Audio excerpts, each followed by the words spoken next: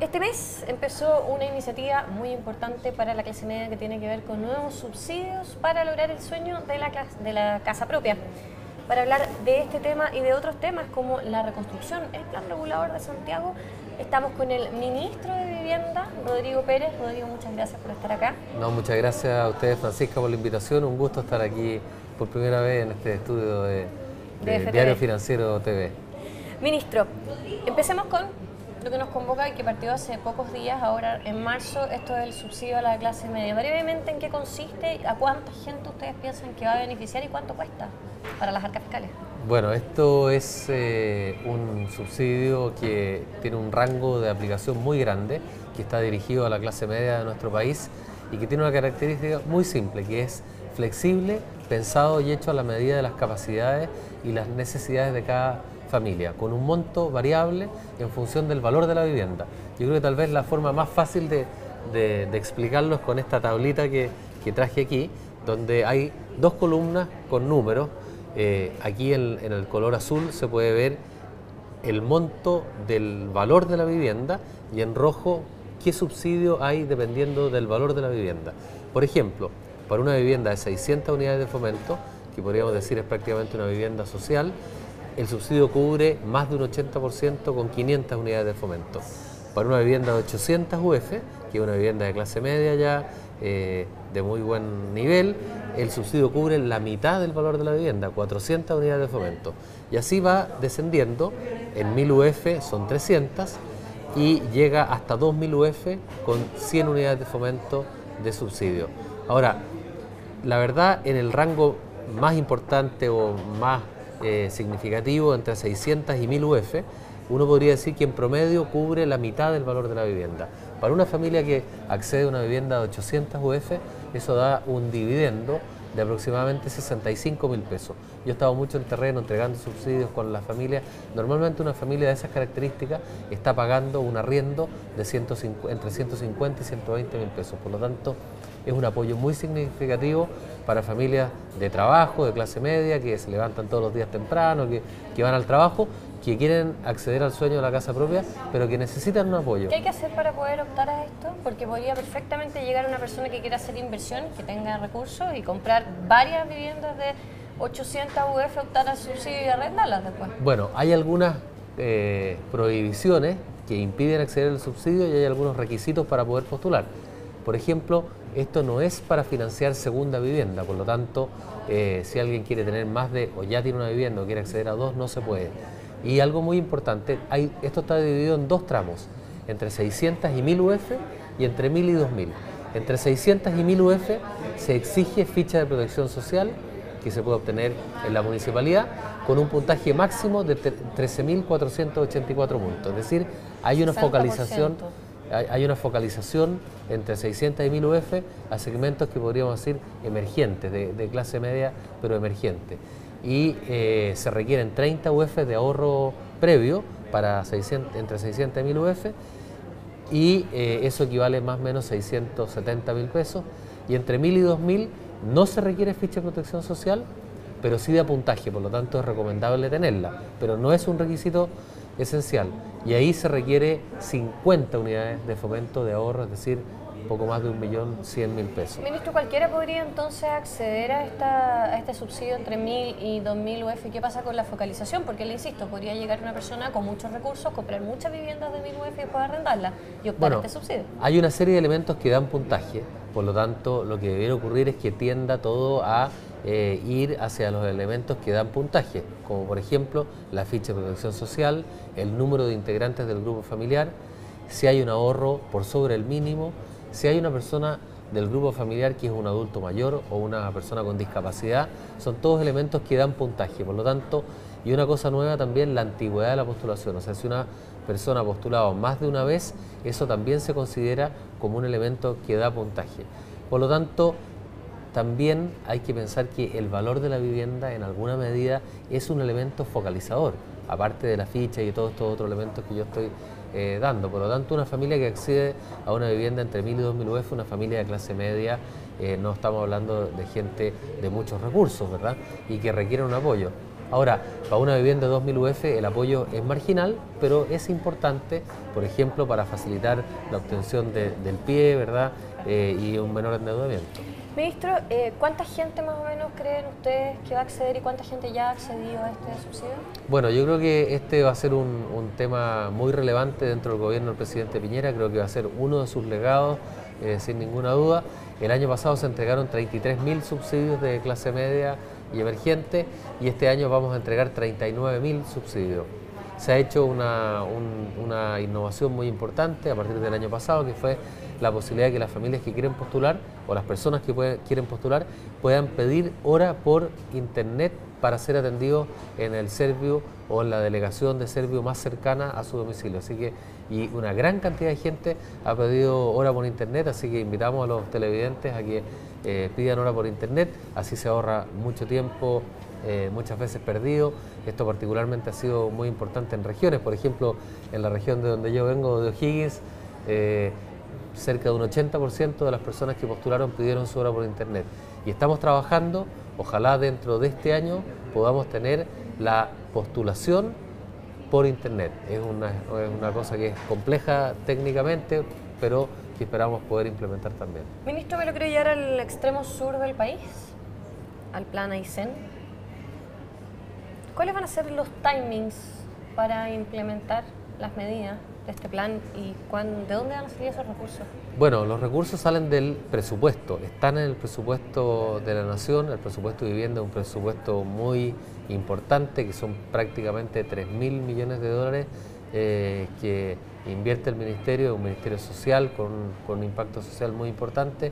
Un 80% de ese presupuesto está destinado a vivienda y un 20% a todo el tema ciudad, urbanismo, en fin. Y hay algunas medidas muy significativas para la región de Aysén. En primer término, estamos por aprobar un nuevo decreto para los segmentos vulnerables, el decreto 49, que ya fue firmado por el presidente. Estamos en proceso de tramitación con la Contraloría y haciendo algunos perfeccionamientos, pero debiera estar aprobado muy luego. Y ese decreto trae una muy buena noticia para Aysén, que es que en toda la región, no solo en las áreas urbanas de más de 5.000 habitantes, se sube de manera significativa el subsidio a 700 unidades de fomento. Eso es una muy buena noticia porque permite nivelar la cancha entre los sectores rurales, donde particularmente en la región de Aysén era muy caro construir y el subsidio que teníamos no era suficiente. Eso es una gran noticia. Por lo tanto, en el monto del subsidio hay un incremento muy importante de prácticamente 200 unidades de fomento para toda la región y es una gran noticia. Y en segundo lugar, hay un incremento muy significativo del número de subsidios que vamos a entregar de prácticamente 1.795 a 2.400 en todas las líneas de subsidio, en la clase media, en los sectores vulnerables, en el subsidio de ampliación y reparación y en los subsidios de acondicionamiento térmico, que son muy importantes en la región de Aysén. ¿Y qué pasa con los timings? ¿Cuándo empezamos con esto y cuándo deberían estar más o menos ya? Bueno, el subsecretario está viajando a la región y esto vamos a comunicarlo e implementarlo a la brevedad. Queremos socializarlo, que la gente lo conozca, para que postulen. Por supuesto, aquí hay postulaciones, pero yo diría que con ese número de subsidios que tenemos vamos a atender a una gran parte de la demanda del déficit habitacional que hay en la región, así que es una gran noticia. También decir que el presupuesto de la región se incrementa en vivienda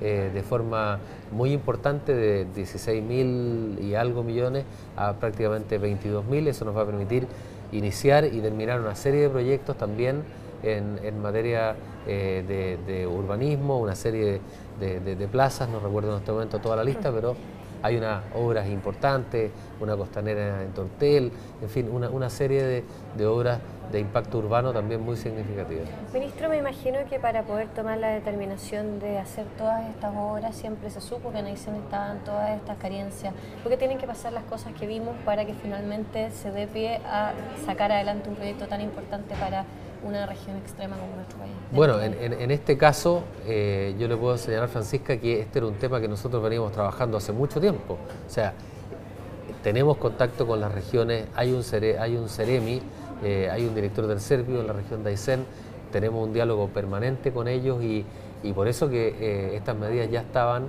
en proceso de implementación. No es algo que haya surgido solo a raíz del movimiento. Exactamente.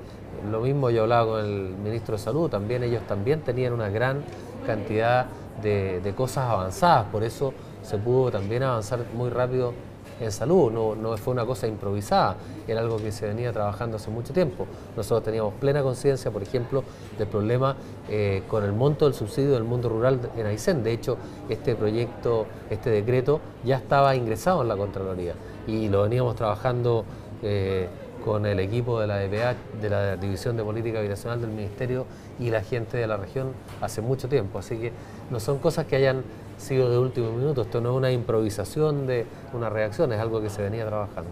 Ministro, y en esa misma línea no puedo dejar de preguntarle qué le parece la desestabilización que sufrió el gabinete que usted integra ayer con toda la crisis política que se vivió. Bueno, yo encuentro una pena la salida del ministro Álvarez, creo que es un gran ministro y bueno, son circunstancias que ojalá podamos evitar. Es una gran persona, un gran político, una persona, bueno, fue presidente de la Cámara de Diputados, una persona de unos valores destacables.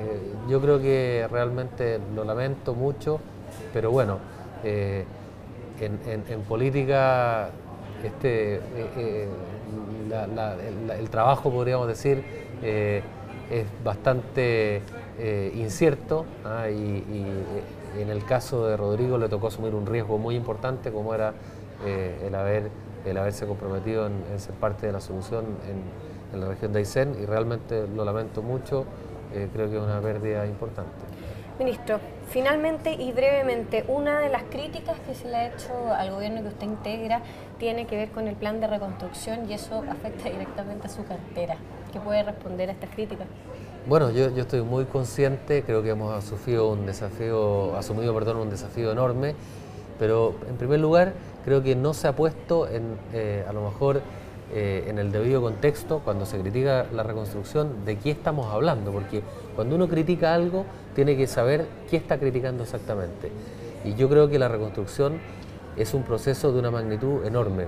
Tener que atender las necesidades habitacionales de 222.000 familias, porque eso es la reconstrucción, equivale a tener que atender a una población de 880.000 habitantes. Entonces estamos hablando de la suma de Rancagua, Talca, Concepción y Talcahuano.